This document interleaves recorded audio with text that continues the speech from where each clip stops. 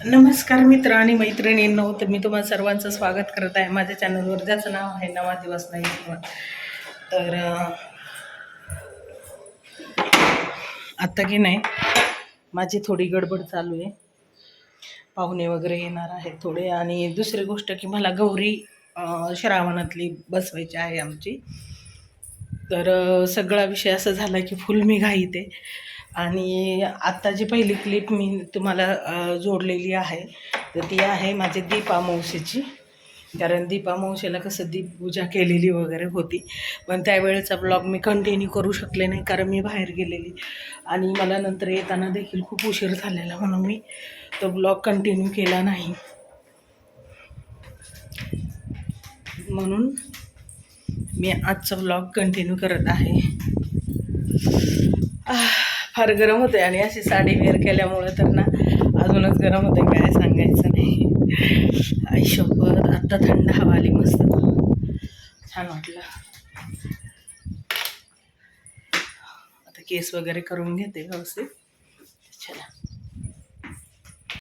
तर पहा कसा अवतार झालाय. पूर्ण हे साडी वगैरे वेअर केलेली आणि सगळे पाहुणे वगैरे गेले. आणि आता या ठिकाणी हा देवपूजा मी दाखवते. एक मिनिट बॅक. ही आहे तुपाची आरती, त्यानंतर इथे अगरबत्ती वगैरे ही देवपूजा सगळे करून घेतली आपण. त्यानंतर ही गौरी आपली इथे बसलेली आहे, गौरी.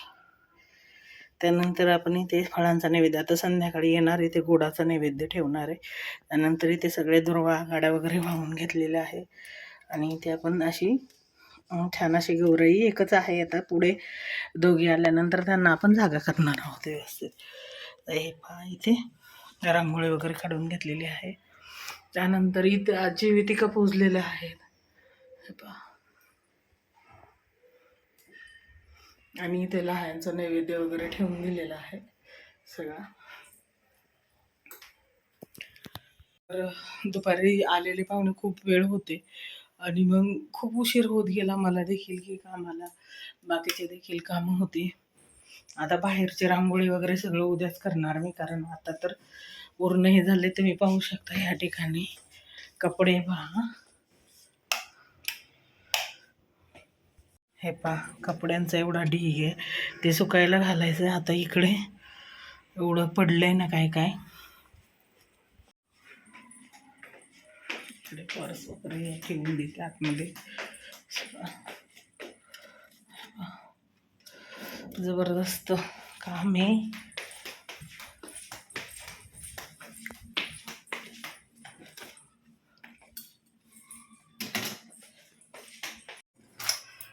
तर आता मी फ्रेश झालेली आहे, असं छान. हे बघा गजरा वगैरे लावला मी पाठीमागे, असं छानसं. थोडंसं देवीला आणलं होतं आणि त्यातला मला पण थोडंसं ठेवला, कारण आज गौरी होती ना, गौरीला गजरा वगैरे. आणि आता मी बनवणार आहे शिरा, म्हणजे गोडाचा काहीतरी पदार्थ आपल्या गौरीसाठी बनवायचा, म्हणून मी गोडाचा शिरा बनवणार आहे.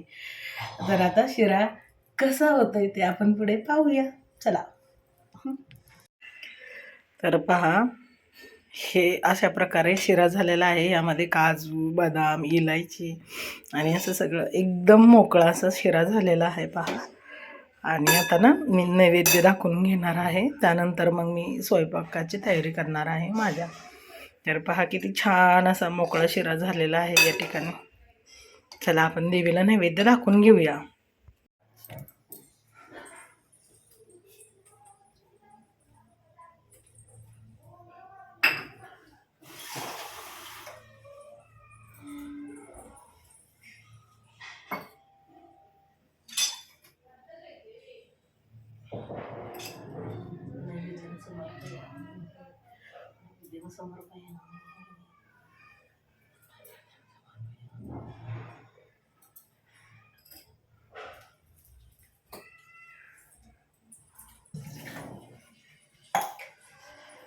तर आता देवाला नैवेद्य दाखवून घेतला आहे. आता ही आहे फ्लावर आणि पुलाव राईस बनवणार आहे, तर ती तयारी करून ठेवते. कारण मोकळा थोडासाच भात करायचा आहे. मला तर फारशी भूक नाही आहे, फार उशिराने जेवण झालं म्हणून. आणि त्यामुळं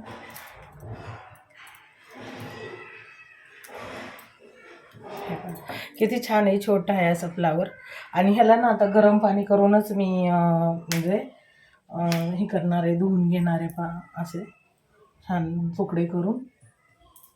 तर थोडंसं फ्लावर वगैरे घालून थोड्या बीन्स पण आहे त्या पण करून घेणार आहे मी. सो आता मी फ्रेश झाले आणि त्यानंतर अगोदर पुलाव राईस वगैरे फोन चालू होता ना, त्यामुळे बऱ्याच गोष्टी हे करता आल्या नाही मला. आणि हे पहा किती छान झालं आहे बघा राईस, मस्त असा पुलाव.